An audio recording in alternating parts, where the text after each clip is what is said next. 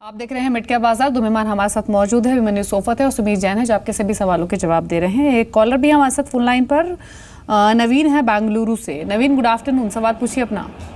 Good afternoon madam, मेरा Kaveri seed का है 2000 शेयर है, 360 रुपीज में लिया था। ठीक है। और है मैडम TBZ का है मैडम, 5000 शेयर है, वो 72 रुपीज में लिया हूँ। ये दोनों में थोड़ा प्रॉफिट हो रहा है क्या? अभी इसको रखूँ या सेल कर दूँ, या अभी 6 महीने तक मैं वेट कर सकता हूँ अभी ऊपर जाने का है तो? ठीक है, ठीक है। अभिमन्यु, क्या सलाह होगी आपको? आपकी कावेरी सीड यहाँ पे इनको प्रॉफिट हो रहा है क्योंकि 360 का परचेजिंग प्राइस है और बीते एक महीने का अगर ट्रेंड देखें 350 लेवल से स्टॉक ने मूव करना शुरू किया था और एग्री स्टॉक्स एक्शन में रहे भी हैं।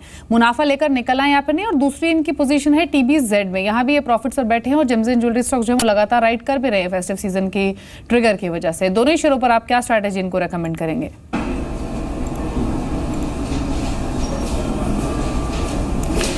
क्लियरली कावेरी के अंदर इश्यूज काफ़ी रह चुके हैं पिछले एक साल के अंदर और हमने स्टॉक के अंदर भी करेक्शन देखा है।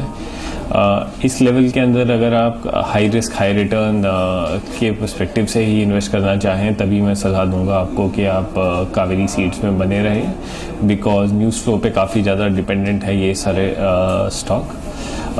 In case of TBZ, it's a brand played to some extent, not entirely.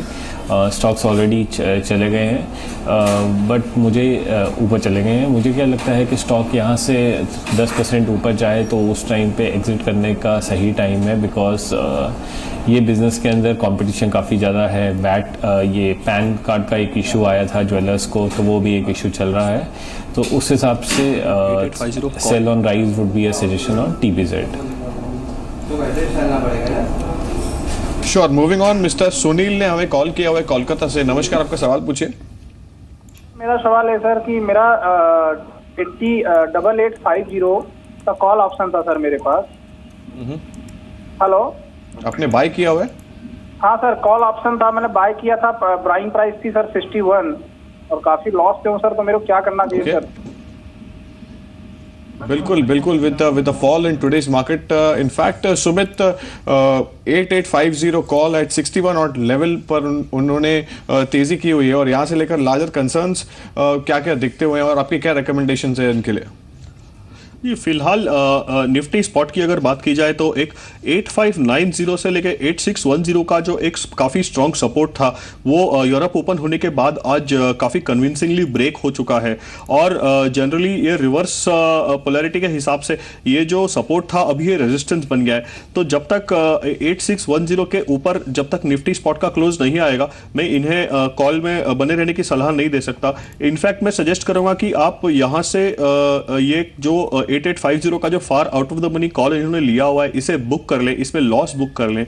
और एक नवंबर एक्सपायरी का 8400 का जो पुट है that is trading currently around 90 to 93 rupees, उसमें ये थोड़े डिप्स जब आए करीब 80 रुपीज के आसपास आए उसमें ये बाइंग कर ले और वो पुट में ये 45 रुपीज का स्टॉप लॉस लगा करके उसे होल्ड कर सकते हैं। इसका टारगेट मैं इन्हें देना चाहूंगा 120 से 140 के बीच।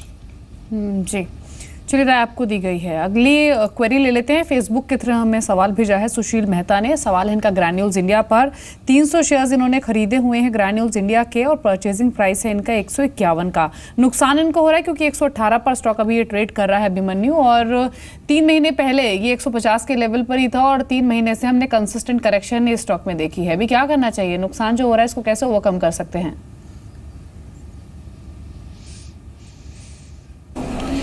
So granules के अंदर there has been some development in terms of some new approvals that they've got, but considering जो अभी प्राइस में एक्शन हुआ है मुझे लगता है थोड़ा वेट करके स्टॉक यहाँ से 10% नीचे आए तभी लेने का सही सेंस बनता है ग्रैन्यूल्स के बारे में। यही कहना है मेरा। जी, चलिए, राय आपको दी गई है। ग्रैन्यूल्स इंडिया पर स्टॉक अभी 0.2% नीचे ट्रेड कर रहा है, लेकिन मार्केट्स डे लो पर हैं और निफ्टी अब 8568 140 अंक की कमजोरी के साथ अब 8550 को तेजी से नजदीकी ट्रेड कर रहा है और 8550 अगर ब्रीच होता है तो जो सेंटिमेंट्स हैं वो और कमजोर हो सकते हैं। 8555 ये लो है निफ्टी का, जो कि सितंबर में टच किया था सर्जिकल स्ट्राइक की खबर आने के बाद, और अभी भी निफ्टी दिन के निचले स्तरों पर ट्रेड कर रहा है। और आज सबसे ज्यादा जो कमजोरी जिस सेक्टर में देखी गई है वो है बैंकिंग स्टॉक्स सबसे ज्यादा इसकी कमजोरी में पार्टिसिपेट कर रहे हैं। लेकिन एक खास कॉन्वर्सेशन हुआ देना बैंक के चेयरमैन और मैनेजिंग डायरेक्टर अश्विनी कुमार से, जिसमें उन्होंने कहा कि बैंकों को रेट ट्रांसमिशन में समय लगता है, आरबीआई की रेट कटौती का डिपॉजिट रेट पर जल्द असर नहीं होता। साथ ही उन्होंने ये भी कहा कि बैंकों में एनपीए की समस्या और 1 से 2 तिमाही तक बनी रहेगी। एक्सक्लूसिव बातचीत की उनके साथ अनुराग शाह ने, देखिए कुछ मुख्य अंश।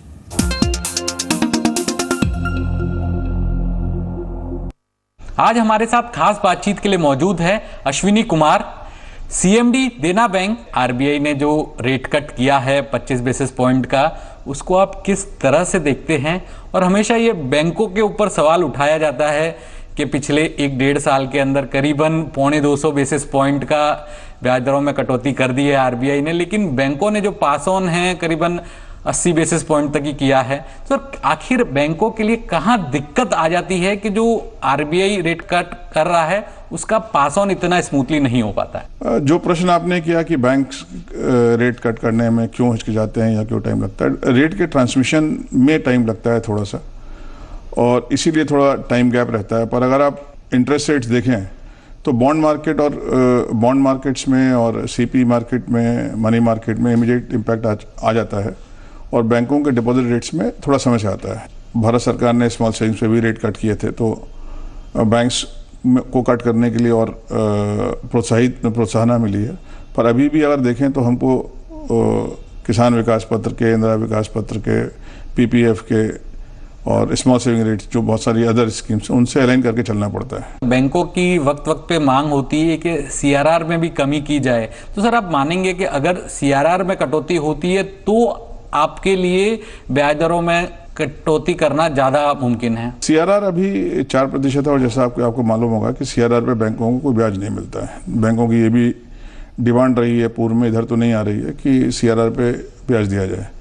तो कोई भी पैसा जो हमारा बिना ब्याज के लगा हुआ है, वो अगर मुक्त होता है तो उसका ऑटोमेटिकली हम उस पर कुछ अर्न कर सकते हैं और उसका फायदा डिपॉजिटर्स को पास ऑन कर सकते हैं। रिजर्व बैंक की जो असेट क्वालिटी रिव्यू थी, तो उसके बाद पूरी बैंकिंग इंडस्ट्री के असेट क्वालिटी पे असर देखने को मिला, प्रोविजनिंग बढ़ गए, एनपीए बढ़ गए। तो सर अब क्या ये जो असर है ये ओवर हो गया है, और जो Q2 के जो नतीजे होंगे उसके अंदर ये इम्पैक्ट देखने को मिलेगा? नहीं, असेट क्वालिटी रिव्यू जो रिजर्व बैंक ने किया, उससे बैंकों के जो एनपीए थे या जो स्ट्रेस में अकाउंट्स थे वो एनपीए क्लासीफाई हुए थे।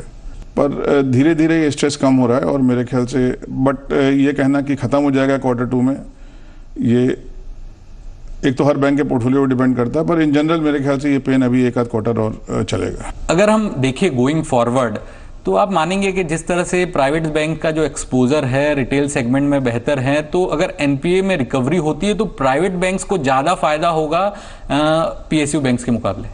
नहीं, रिकवरी का अगर स्ट्रेस असेट डी स्ट्रेस होते हैं, बाहर निकलते हैं, तो पब्लिक सेक्टर बैंक को भी फायदा होगा और प्राइवेट सेक्टर बैंक को भी फायदा होगा। पर ज़्यादा फायदे की बात करेंगे, पब्लिक सेक्टर का एक्सपोजर इंफ्रास्ट्रक्चर में कंपेयर टू प्राइवेट सेक्टर ज़्यादा रहा है, तो फायदा पब्लिक सेक्टर बैंक्स उस स्टेज में ज़्यादा उठाएंगे जब ये लार्ज इंफ्रास्ट्रक्चर प्रोजेक्ट्स का रिवाइवल होगा या डी स्ट्रेस होंगे। आरबीआई ने S4A नियम को बदला है, तो सर आपके मुताबिक ये स्ट्रेस एसेट से निपटने में कितने मददगार हैं? S4A में जब स्कीम लॉन्च हुई थी लगभग 3-4 महीने पहले, तो प्रॉब्लम आ रही थी सस्टेनेबल अनसस्टेनेबल डेट के पोर्शन की। फिर आई थी इशू कि अगर अकाउंट एनपीए है तो उसको अपग्रेडेड नहीं माना जाएगा, सस्टेनेबल को भी अपग्रेडेड नहीं माना जाएगा, 1 साल तक ठीक चलेगा तब अपग्रेडेड माना जाएगा।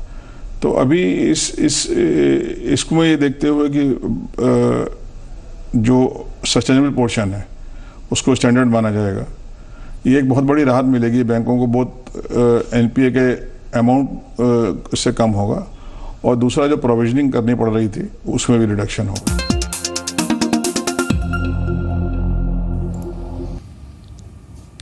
तो आप सुन रहे थे mister Ashwini Kumar, chairman of देना बैंक, यहाँ पे लार्जर कंसर्न्स बताते हुए, और ये भी बताते हुए कि in fact most important takeaway was NPA धीरे धीरे कम होगा। We have to wait and watch for coming quarters कि उसके ऊपर कैसा रंग दिखाई देता है। इनफैक्ट आज के लिए इतने ही कॉल शामिल कर पाएंगे। Thank you so much Sumit for being on the show, और thank you so much Abhimanyu for to you as well, और जी बिजनेस को आपका समय देने के लिए बहुत बहुत धन्यवाद। खबरों का सिलसिला जारी रहेगा, देखते रहिए जी बिजनेस, आपका फायदा। नमस्कार।